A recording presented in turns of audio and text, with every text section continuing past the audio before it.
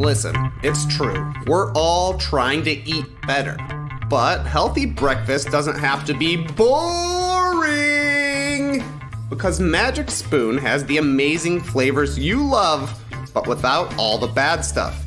0 grams of sugar, 13 to 14 grams of protein, 4 net grams of carbs, and only 140 calories a serving. Magic Spoon is keto-friendly, gluten-free, grain-free, soy-free, and low-carb. You can build your own box from their 9 available flavors. The hits: cocoa, fruity, frosted, peanut butter, cookies and cream, maple waffle, blueberry muffin, cinnamon roll, and honey nut. That's a given. Even more exciting? Magic Spoon just brought back their cereal bars. They were so popular that they brought them back permanently. It's the perfectly convenient, on-the-go companion for your cereal. That's the Magic Spoon way, isn't it? Get a little taste of that limited edition goodness before they bring it back for real. Thank you, Magic Spoon, for bringing it back for real. Go to magicspoon.com/nodunks to grab a custom bundle of cereal. And be sure to use our promo code NODUNKS at checkout to save $5 off your order. Magic Spoon is so confident in their product, it's backed with a 100% happiness guarantee. So if you don't like it for any reason, Magic Spoon's gonna refund your money, no questions asked. Remember, get your next delicious bowl of guilt-free cereal at magicspoon.com/nodunks. Use the code NODUNKS to save $5 off. Thank you to Magic Spoon for sponsoring this classic episode of No Dunks.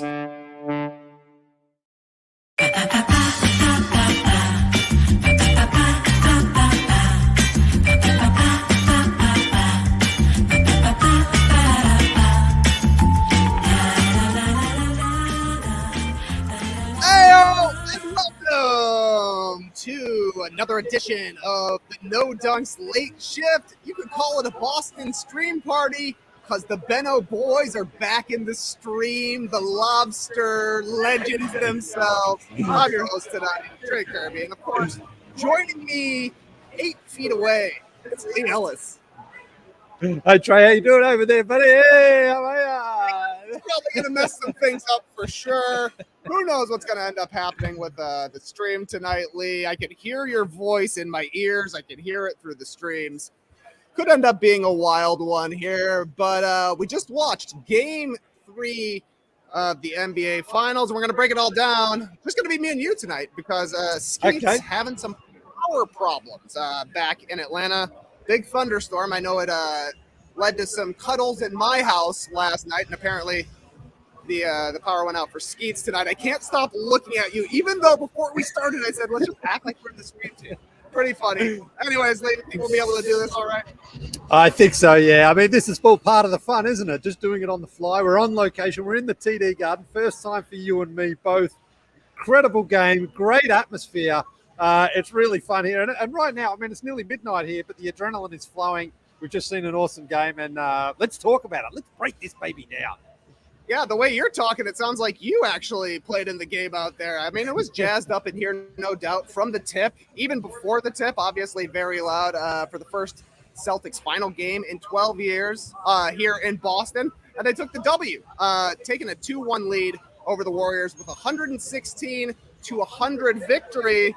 But Lee, we were calling this game Grisham style about halfway through the fourth quarter. But if you were to ask us at the beginning of the fourth quarter, maybe not the easiest choice. So what'd you think about Game 3?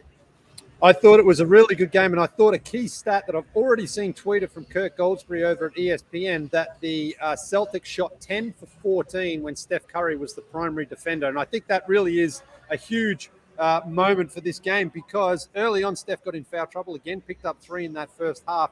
And we saw it time and again. Whoever Steph was defending, a lot of times it was Marcus Smart. Tatum had a couple as well. They seem to be really trying to attack him, knowing that Steph couldn't be too handsy defensively, but also that's his weakness. He's not a great defender. He's not a physical big guy. So they just tried to take advantage of that as best they could. And to score 10 or 14 attempts is huge here. But the Boston Celtics, look, they got off to a really hot start. Jaylen Brown was fantastic in that first quarter once again. And you and I, sitting here watching it a couple of times, the Warriors really made a push. They took the lead as well. They went up 83-82 on a Steph Curry 3. But I think that was the only time they led this game. After that, the Celtics did respond. And that, to me, is a sign of a very, very good team that the Warriors kept coming. Klay Thompson had a good game, hit some big threes out there as well. But every single challenge that the Warriors threw at the Celtics, they had an answer, and it tended to be someone trying to attack Steph, someone trying to get inside and score a high-percentage basket. So really, really impressive stuff here from the Celtics. They withstood the third-quarter barrage from the Golden State Warriors, and they take the 2-1 series lead. Yeah, you're exactly right. The story of the game to me is the Celtics' resilience. Obviously, they came out, had an incredible first quarter, 17 for Jaylen Brown in the first quarter, built a huge lead. But like you're saying, the Warriors just kept clawing back, making things close. I thought Klay Thompson was really big for Golden State in the second quarter. Had a rough first quarter, but scored 5 quick ones right at the end there. And then I think he gave him probably 10 in the second quarter, keeping him attached. And then in the third, obviously, the Warriors had their classic run. They had the huge 7-point possession where Curry hits a 3. Al Horford fouls him. They go to the booth. They review it. He gets called for the Zaza sliding under Curry foul. So he had the very rarely seen 2 attempts to make 1 shot. He made the 1. Warriors get the ball. Otto Porter Jr. then hits a 3. And to me, that could have been the game. That felt like a turning point a little bit for the Warriors. And we've seen so many times in the past when they're able to just grab that momentum and keep that momentum. But the Celtics once again bounced back.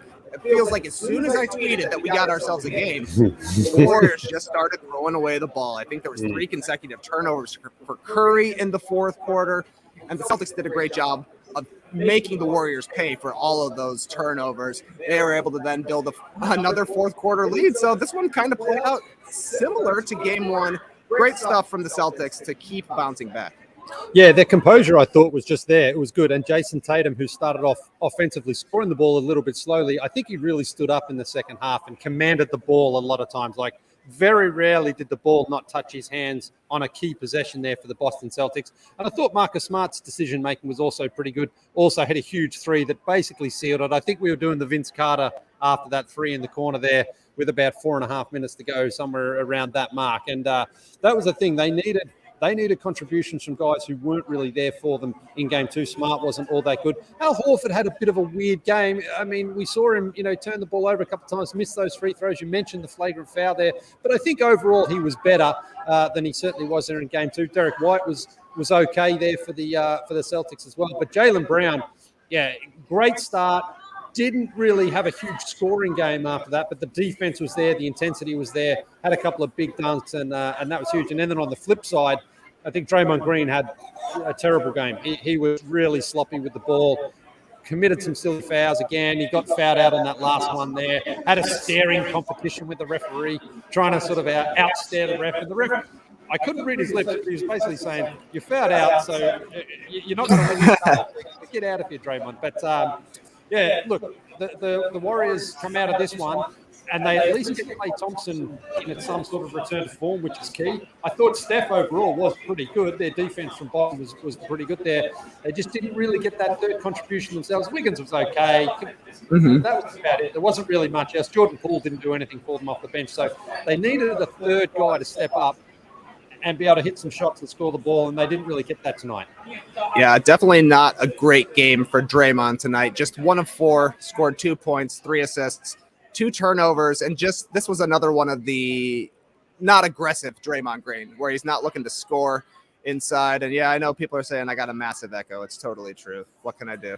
That's how it is up here. But Draymond was outplayed, I thought, by both Horford and Robert Williams. Even though Robert Williams had a little bit of a short stint, still 8 points, 10 boards, and was massive inside. 4 blocks led to points in the paint advantage for Boston, 52-26 it ended up being. And that's kind of the game there. They were more aggressive going to the hole, and they obviously were able to make it pay off. You mentioned Marcus Smart. I thought he was awesome from an intensity standpoint. And then the fact that he's able to give you 3 threes, 24 points, 5 assists. You saw him body Curry there in the fourth quarter.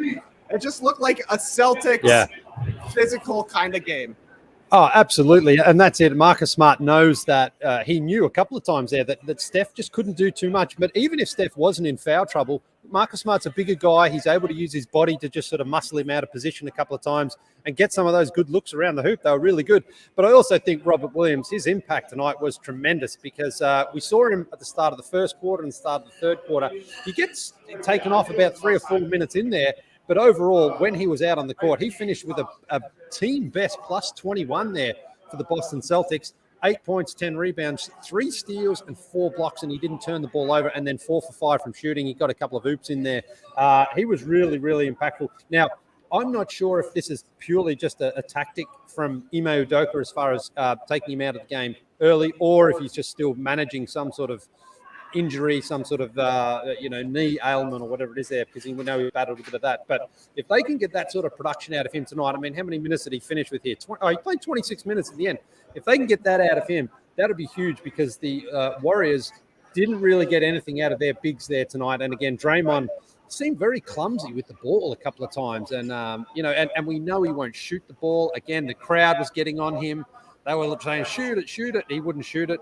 The only thing for the crowd here, they were out of sync with their "fuck you" Draymonds. We had a big sort of, as the fuck was up here, it was a Draymond over there. They couldn't quite coordinate that. Maybe something about they need to sync it better for next game. But Draymond, I think the crowd got under his skin tonight. He just never seemed to get in any sort of groove there. I mean a nice pass to Looney, I think it was, but overall, Draymond's impact was not felt in a positive way at all from the Warriors.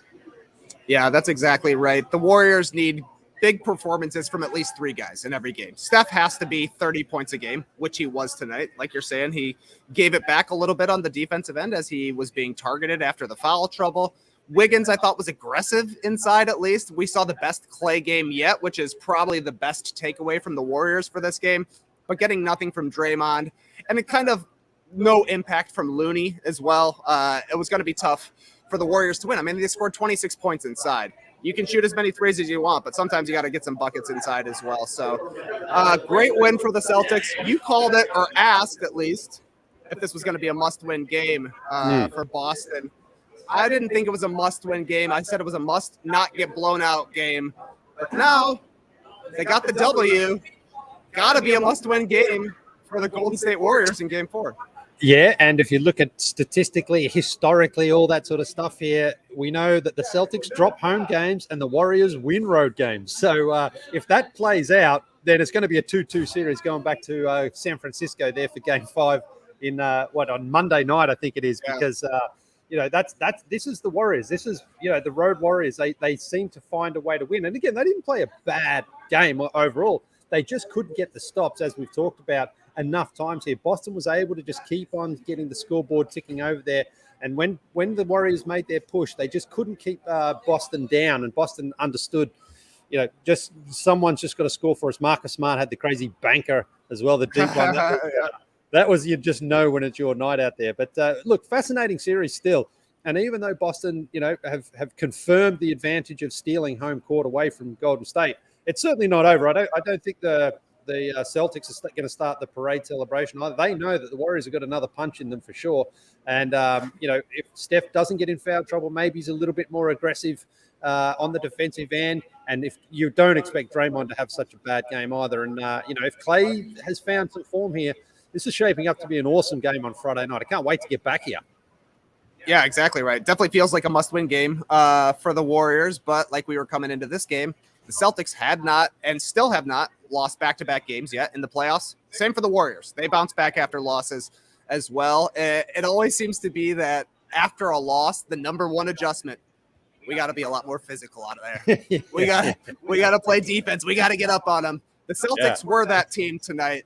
That's why they forced 16 turnovers from the Warriors. That's why they had more second chance points, more points in the paint. They were the more intense team. And like I think you're saying, Draymond not being as aggressive as we've seen. Maybe the crowd was in his head. Maybe all the talk about how things went in Game 2 was in his head. But he wasn't the same guy as Game 2. And the Warriors kind of need that. They need somebody to be a little bit of a jerk, pushing people around, setting the tone, and bringing some edge to the game.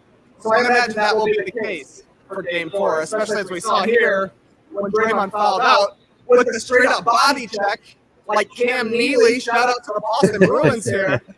Yeah, I was researching that during the game. I was like, who's a big checker? That was a huge check for Draymond. So you got to know he's going to bring it in Game 4, which means the Celtics then need to elevate their effort level as well, and that's going to come down to Marcus Smart. So Game 4 should be lit. Yeah, and just watching Robert Williams there, like he out-hustled and out-muscled Draymond a couple of times on those loose balls, like he was just his athleticism, his youth, maybe that helped. He was up there contesting for those rebounds and those extra balls that often you see Draymond sort of get those and just corral those, but he wasn't able to tonight. So, look, I haven't seen Draymond yet, whether or not he started his podcast after the game, because we had to get ours in before him. We didn't want him to scoop us for a podcast. But, I wonder if he will pod tonight. Maybe. I don't think so. I think he's probably going to go back to the hotel room. But, look, he's the sort of guy, though, that generally he thrives off the crowd energy. Because he invites it all. He knows it's coming. He brings it on. He likes to talk a lot of trash. He likes to talk a lot of smack there. And he pushed the referees again there tonight, talking a lot. He didn't get any tech. I don't think we had any techs actually tonight, which is good. Good refereeing again. I didn't think the refs did anything wrong tonight. I thought overall they got it very, very, very, very good. I don't remember any sort of egregious bad calls out there. But Draymond, he likes to play with an edge, and he certainly gets that energy from the crowd. But he wasn't able to channel it for good tonight. Instead, he was rattled. So be interested to see now how he does respond here in Game 4 because, like we saw during the season, the Warriors without an effective Draymond are just a completely different team. Steph can't get the shots that he likes. Clay can't get the shots he likes. And, other than that, they also need someone else, whether it's a Jordan Poole, whether it's a Otto Porter, whoever that is, Wiggins. They need someone else to be able to chip in 15 to 20 points, I think, because Steph, he did his job. Clay did his job tonight, but you kept wondering where the extra offense was going to come from because those two, as much as they were doing, they just couldn't do it all. Yeah, the Warriors seem to be stuck on 100 points here, basically. 108, I think, in Game 1, 107 in Game 2, and then 100 tonight. So they seem to be pretty consistent with their scoring. You almost know what you're going to be getting from the Warriors, whereas on the flip side, the Celtics have been up and down with their scoring. So it looks like we're setting up for an awesome Game 4 here on Friday, Lee. Can't wait, but let's talk about some of the stuff that didn't happen on the court. We got to meet Cheeve today, Lee. That was pretty exciting. And as promised, he brought me the biggest, greenest hat you could possibly imagine. Yeah. That is so cool. And I have to say, meeting Cheeve, it was great. It was even better than I thought. Sometimes when you meet a fan who's been a fan of the show, you're not quite sure what to expect. It was like an old friend stopping by. It was like, hey, Chiefs, how are you? We had a nice bro hug. We had a nice chat. We had a few stories. He got a hat. I've got my hat here too. Let me see if I can make this work without making it too messy here. Because he brought me a hat. Yeah, you were using your hat as your computer stand. Yeah. Mine's unfortunately got a little bit of a curve to it, so I couldn't use it like that. Oh, Trey Curvy. Yeah. Hang on, was that straight? I can't quite see what I'm doing here. This is all impromptu stuff, but yeah. I think it looks good on you, mate. Mine's just a smidge small, just a smidge, and it's certainly a lot of pressure on the forehead right now in the back. But no, it was great. It was great meeting Chief. Told us a couple of stories, and man, that's what you do these things for, to catch up with people and fans that you only know on the internet, and then you get to meet them in person, and it's awesome. Yeah, I don't think anybody realized that part of the reason I asked for a gigantic green hat is because I also have a gigantic head. So you might want this one to fit on your head, but you can pry it from my head. You come and get it, Lee. What else did we got tonight? Nelly was the halftime act. Did like 15 seconds of 5 different songs. What do you think of Nelly? I was very, very happy to be here to see Nelly. He was great. We knew he was going to do Ride With Me. We got there in the end. I think we started Country Grammar, went to EI, did Hot in Here. I might have been missing one there. That newer Thinking About You, Thinking About Me song. And then what did he end with? Ride With Me? Yeah, Ride With Me, because he said Yo, I know something you don't know, and I got something to tell you. You wouldn't believe how many people straight out of the floor most said that I was a failure. And now the same motherfuckers asking me for dough, and I'm yelling, I can't help you. Nelly, can we get tickets to the next show? Hell no. Are you for real? Even Scoop B was going crazy for their "Are you for real?" Brought the house down. I was a little confused that Nelly was the choice, but then he showed up wearing a Jason Tatum jersey, and I was like, oh, yeah, St. Lunatics, the St. Louis connection. Classic stuff. Yeah, that's right, because I thought he was actually from Georgia originally, because I know we've seen him at a couple of Atlanta Hawks games. So he's Southern anyway there with St. Louis. But, the Tatum connection got him there. So hopefully we see him again Friday night. I mean, if you're watching, Nelly, if you want to do a little duo, I mean, let me know. We can figure something out there. Are you offering to sing the Kelly Rowland part to Dilemma? Because you didn't play it tonight. Yeah. I mean, it'd be a little bit weird for sure. But listen, if Nelly's up for it, I am too. So your people get in touch with my people, and we'll see if we can make something happen. All right, that sounds good. Also, Guy Fieri in the crowd tonight. Everybody was asking me, from my mom to Skeets, are you going to go talk to Guy Fieri? Well, if you saw where Guy was sitting, it was pretty close to the court. Feet on the court.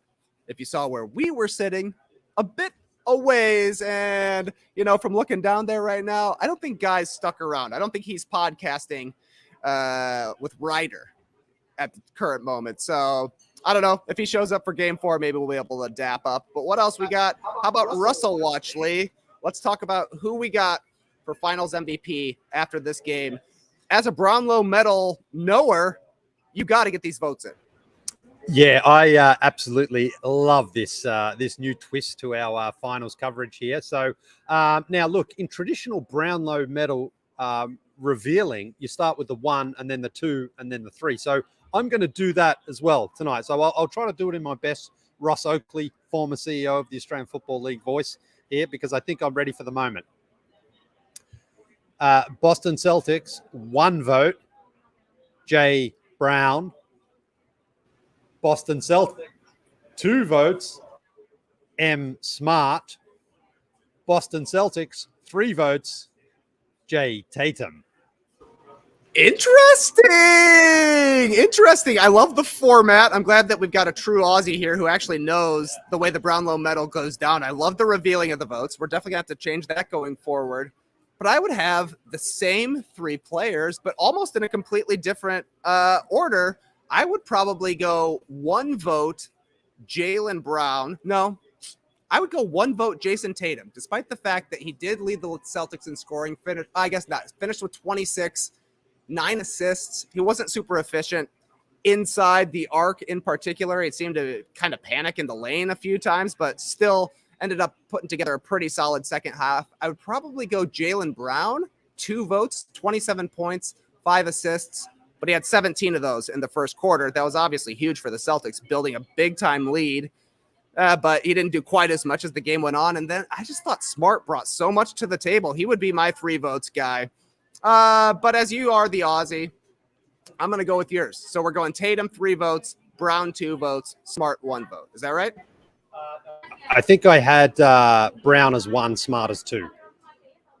I said, yeah. Brown 1, Smart 2, Tatum 3. Tatum 3. That's fair. Yeah, and the reason I went with Tatum, you're right. His shooting. He was 9 for 23 tonight. But I'm going to give him a pass for that because I just like the way he commanded the ball several times in the second half there, where it felt to me like, again, very few possessions where he was on the court, it didn't at least touch his hands at some point. And I think that to me is a big sign, because when you're the best player on your team, you just want to make sure you're involved. Even if you're not shooting the ball, doing something else, making other guys involved. Marcus Smart, he was fantastic. And Jaylen Brown, I mean, it was Jaylen Brown's 3 votes, certainly after the first quarter. Thought he was a little bit quiet there in the sort of mid-2 quarters, and then he closed out the game pretty well. But, I mean, you certainly can throw these guys up in any order. But, Brown, Smart, Tatum for me, as in the 1, 2, 3.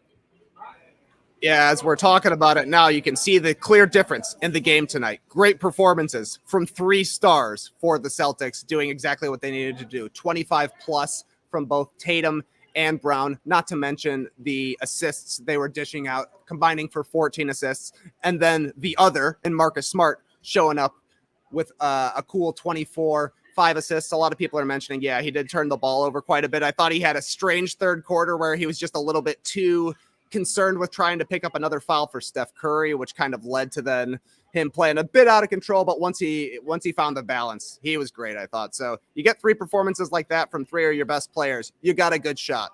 And that wasn't exactly what the Warriors got tonight. So we shall see. We'll update the standings after this.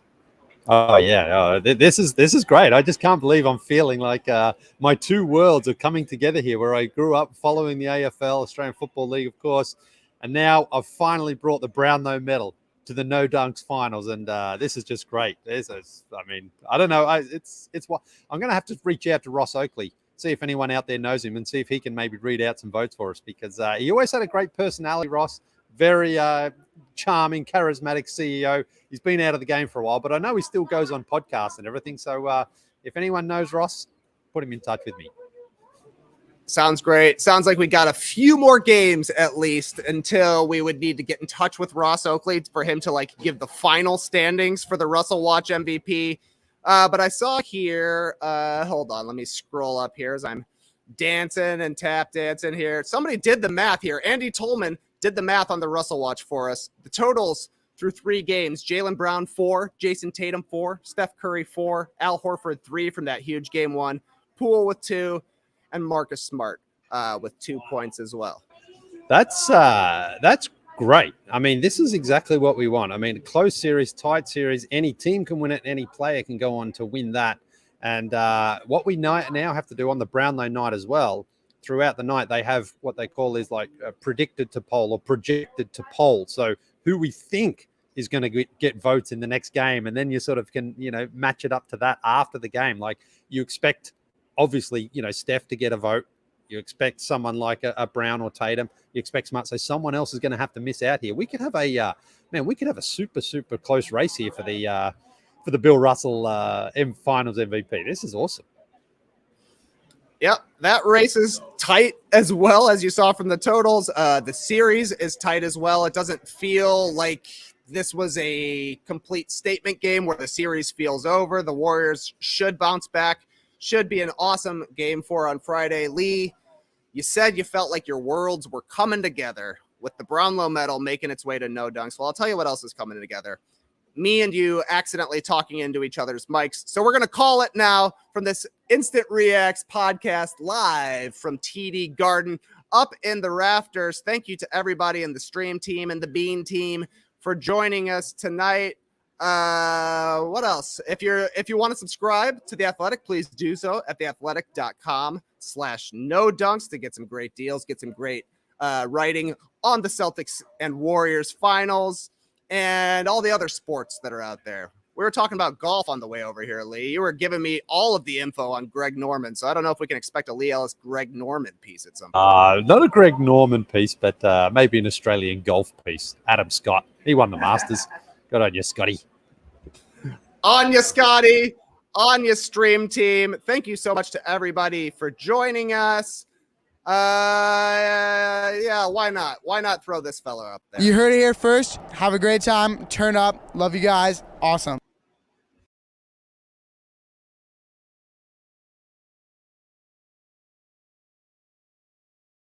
We'll see you for game 4.